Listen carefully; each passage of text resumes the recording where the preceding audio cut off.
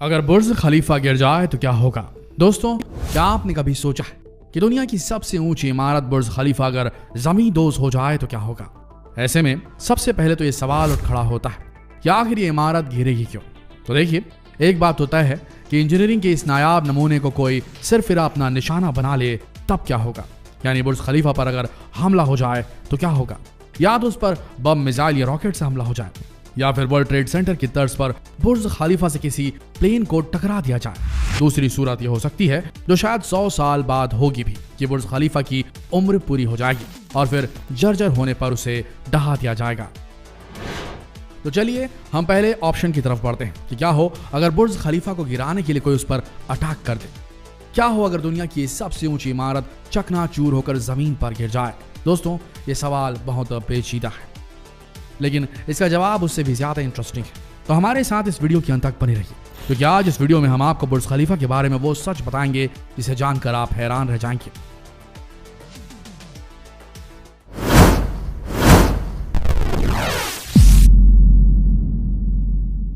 बुर्ज खलीफा यानी वो इमारत जो बादलों को चीरकर आसमान को छूती नजर आती है, जिसकी लंबाई 828 मीटर यानी कि 2717 फीट और जिसे 100 किलोमीटर दूर से भी देखा जा सकता है।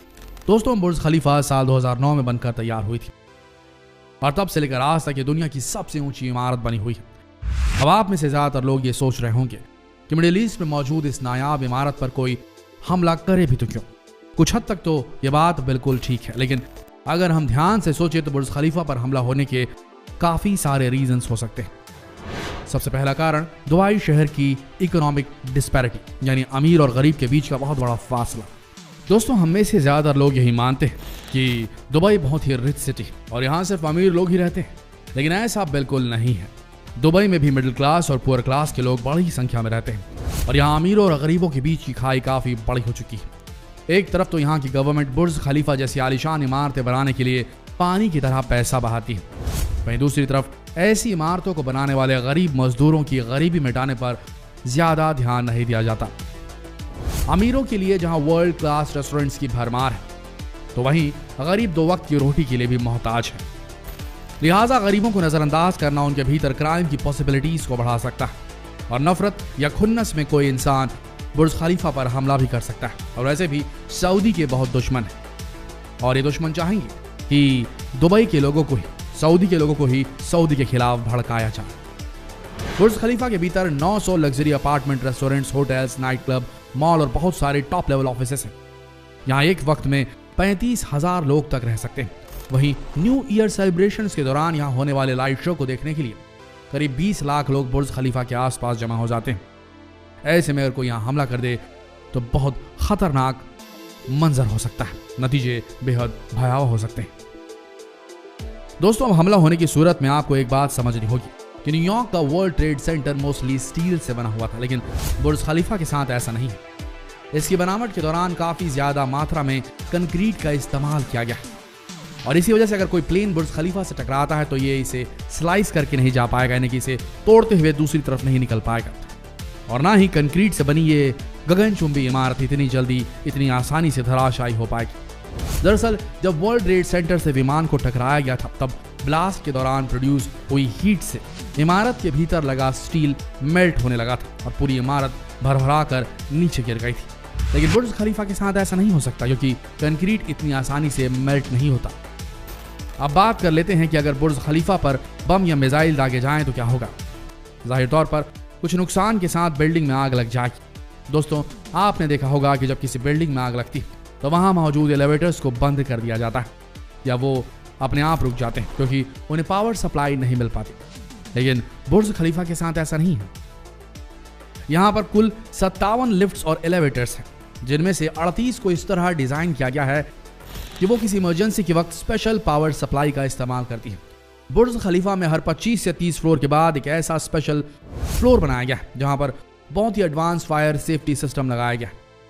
ये special floors fire resistant, air conditioned और प्रेशराइज्ड है, मतलब कि अगर कोई प्लेन बिल्डिंग से टकरा जाए या कोई बड़ा बम धमाका हो जाए तो भी ये फ्लोर हीट को अंदर नहीं घुसने देगा, ना ही यहाँ मौजूद लोगों को किसी तरह की कोई सफोकेशन होगी।